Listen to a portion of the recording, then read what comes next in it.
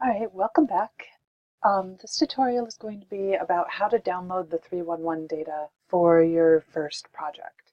The 311 data is really rich and robust, and there's tons of variables there, and we're going to see how to kind of cut through some of those to make sure that you'll be able to do your first project without too much problem.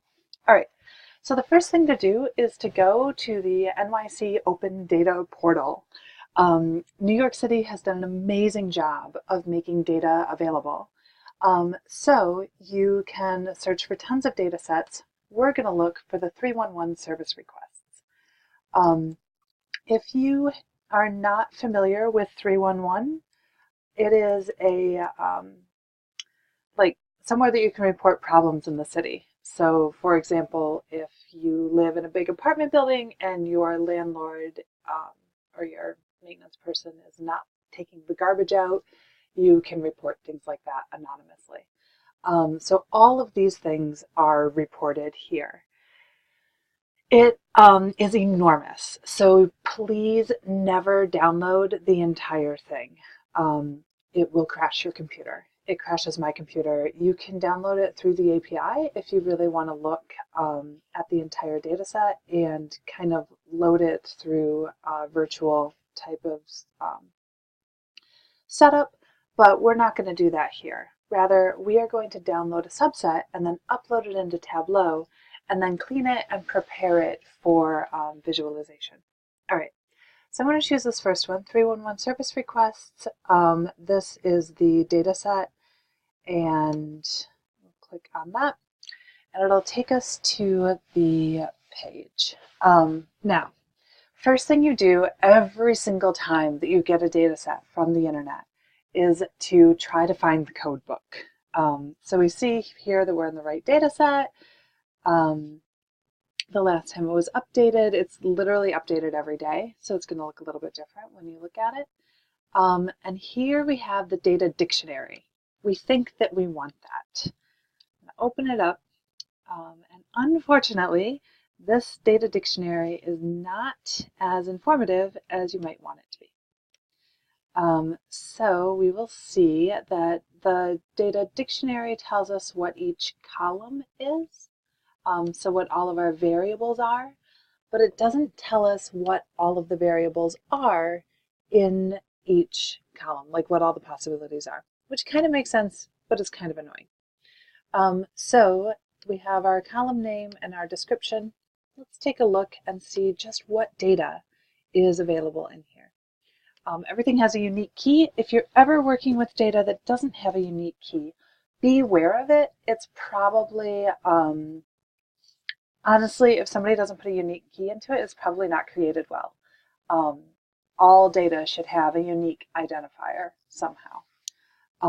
Now, oftentimes unique identifiers will get dropped or will get lost, or somebody will be manipulating the data and they will just omit it thinking that it's an unnecessary column. So I've seen all of these problems happen. So if you don't find it, all is not lost, but you do want to create a unique identifier later on, because every single record in any data set you work with should have some sort of ID that you can call on it. All right, so the data was created. Okay, so this looks like whenever somebody filed a complaint, the data was closed by the responding agency, if it was ever closed. The acronym of the agency, the complaint type. Now, the 311 data is about complaints, right? So this is kind of the core value in our data set. It's our core variable. The complaint type is they're kind of codes, they're kind of identifiable codes.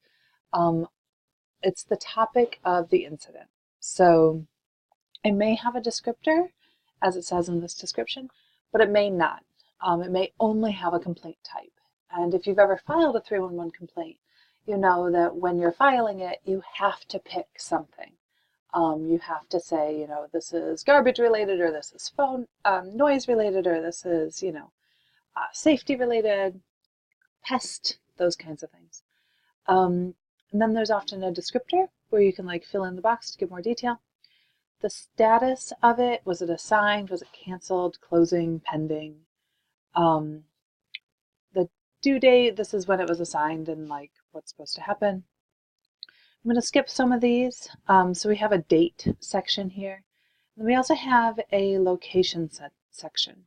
And you'll notice there's a lot of different location data types, which is simultaneously great and simultaneously awful, because what we see here is that the locations can be reported many different ways. So they can be a street address, which is really helpful. It can be a street name. It can be an intersection. And it can be like a block, or it can be at a landmark, or things like this. So the spatial data can be somehow not so great on this. Things that are more interesting, we can already see from this, is how many are at an intersection, or how many are at a landmark. So we can ask questions like that. Doing actual geolocation, like to the latitude and longitude, is going to be challenging with this data set. So there is this x coordinate and y coordinate, which are the coordinates of the incident location. These don't exist for all of them, right? A new and interesting variable in this data set is the channel type. So was it submitted by phone, online, mobile, unknown? Pretty cool. Again, another latitude and longitude. If you're using latitude and longitude, state plane is a particular projection type that Tableau doesn't use. So the x coordinate and y coordinate are less likely to work than the latitude and longitude, which are we're going to talk about this at the very end of the semester, but the projection means a lot in terms of latitude and longitude. So for our purposes, you want to use these ones, not the x coordinate and y coordinate.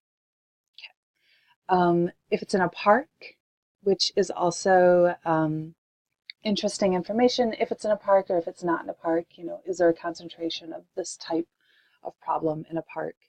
If you're looking at graffiti or something like this. The taxi complaints, and then more spatial information. All right, so we have a good idea of what's in here. We don't have a sense of what the variables are, or what the unique values are for our incident types. So we're probably going to want to try to figure those out. Now, we can go back to the website, which is, very helpful in very many ways, because, they've told us all kinds of information. We come down here to columns in the data set and we're like, oh yeah, great, this is where it should be. I'll click on complaint type, and it is not what you expect to find. So we still don't have a list of the complaint types.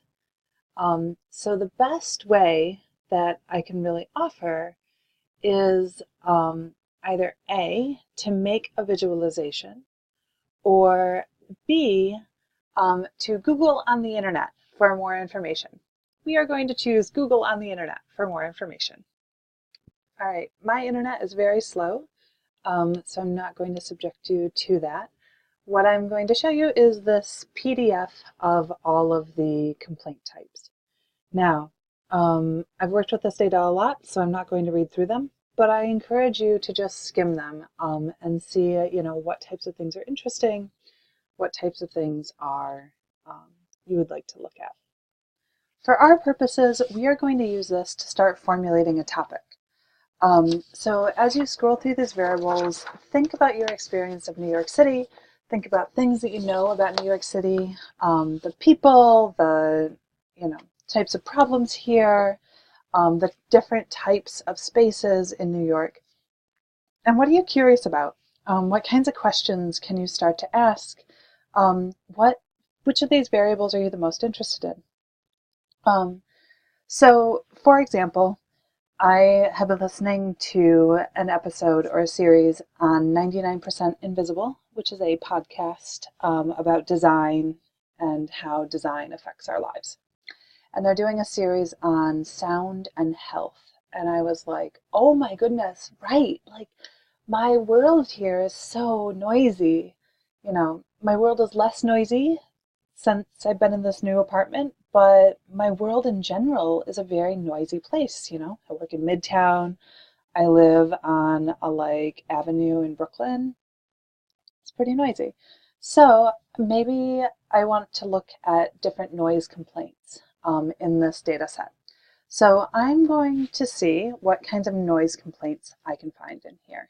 I know I saw noise, but so I have 1, 2, 3, 4, 5, 6, 7, 8, 9.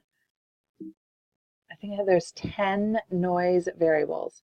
That is a lot of variables about noise. Excellent. That sounds like something I can make a project about. Okay, so I'm going to filter on just the noise variables and look at the different types of noise and where they're located by borough. So to do that, I come back to my 311 data, and I'm going to go up to the top, and I'm going to view data. And from there, I'm going to set up a filter. And the filter is going to be conditional formatting. And what you can do here,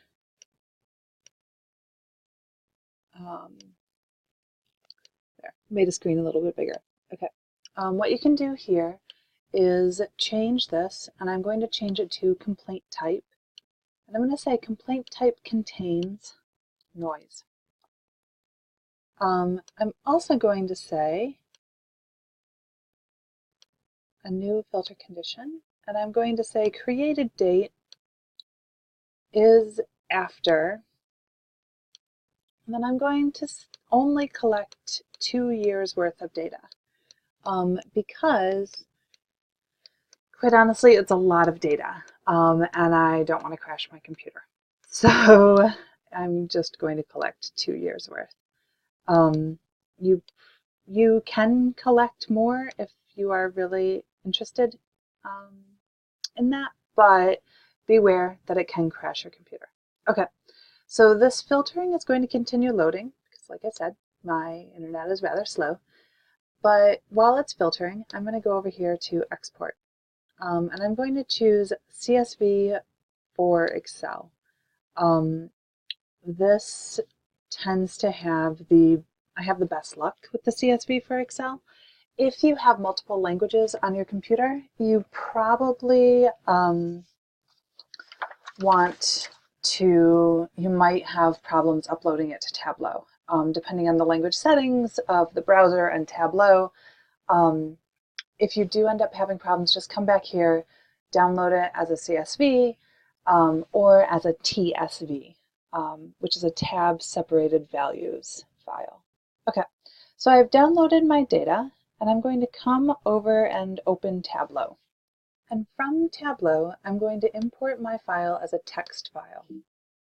And I have my 311 service requests. I'm going to go ahead and open them. And I hope it shows me the proper error. No, it does not. Okay. If you get an error, then go back, download your data again. The error is pretty common. Okay. So I'm going to go over, it looks like it's come in appropriately. It looks like I have all of the column names I was expecting. There's a whole lot of them if you scroll to the right. All of that spatial data is there. Go to my sheet 1 down here, as you've already done before. And I have a long list of variables. That's great. However, I probably want to deal with that in some way. So what I'm going to do is I'm going to group them into folders. The first thing that I'm going to group into folders are the spatial records. So I'm going to put like cross street. I will create a new folder. And the first time you do it, you have to do the create folder, and then the folders will appear once you click on it again. And I'm going to create a folder, and I'm going to call this spatial data. And I'm going to put all things that are spatial data into my spatial data folder. Right? So cross street 2 is another one.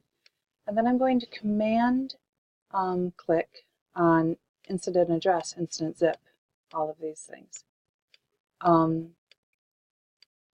This doesn't necessarily change anything, but it does make it much easier to deal with. So I've clicked on a bunch of these. I'll click on the down and then add to folder, and then I can have all to spatial data. What this allows me to do when you're dealing with really huge data sets is you have your spatial data, and then maybe you'll have your description data, and you're able to keep them all separated and all together. All right, so now we'd like to go ahead and try to use this data for something. Let's go ahead and take a look. So I have uploaded my longitude and latitude here in order to make a map. I just double-clicked to make them appear, but you can also drag them over to here. And what we see is that there's entirely too many points on this map for me to be able to see anything.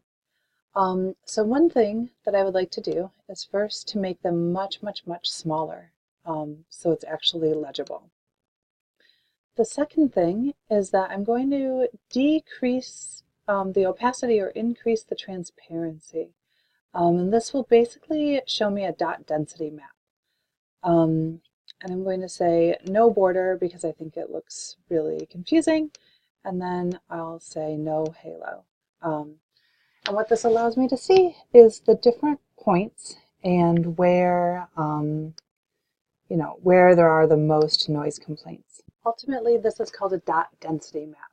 And even better would be if we could make it smaller, but I don't think that we can. From here, you might want to adjust the color or things like that in order to communicate what you are interested in.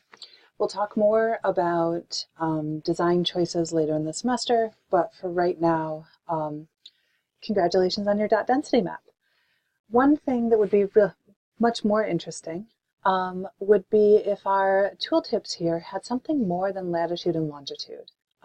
That's actually not that interesting. More informative would be the complaint type. So I'm going to go ahead and carry the complaint type over here to the tooltip, and we see that the complaint type appears here. Another interesting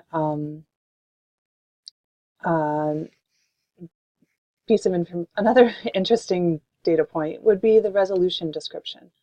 Did it get resolved? Did it not get resolved? And you can see that it does or it does not. I also may be interested in what agency this went to. I remember that the agency was the code, so I'm going to give the agency color. So it looks like most of these are DEP, which is Department of Environmental Protection, which is interesting. I was expecting there to be way more variety. That's kind of surprising. So I'm going to remove that and then try agency name instead. Maybe I just confused. Nope, it looks like they are all noise complaints are environmental protection. So from here, you would name your map, format your tooltips, and do all of the things that we learned how to do in the restaurants visualization tutorial. But hopefully this gets you up to a point where you are able to complete the 311 data blog post. One quick note is that Tableau is not necessarily the best platform for cleaning data. We'll look later on at some data cleaning strategies, but we'll also look at tools like OpenRefine and Microsoft Excel, because oftentimes you're going to want to clean your data outside. Pivoting your data you want to do in Tableau, but cleaning it you might want to do outside. The difference between a really good project and a really outstanding project often has to do with the data cleaning. So that's going to be a huge component of next week. But for this week, I don't want you to spend too much time on that. I want you to go ahead, get your hands dirty with this data set, You can use any of the spatial variables. You can not make maps. You can make graphs and bar charts, and you can look at change over time in the number of complaints over a year or things like this. So make sure that you focus on telling the story that you want to tell, which is storytelling is something we're going to talk about later in the semester, but make sure that through your visualizations, you're answering the questions that you wanted to ask about this data set. All right? You now have all the tools that you need to go ahead and make excellent visualizations about complaints in New York City. Enjoy!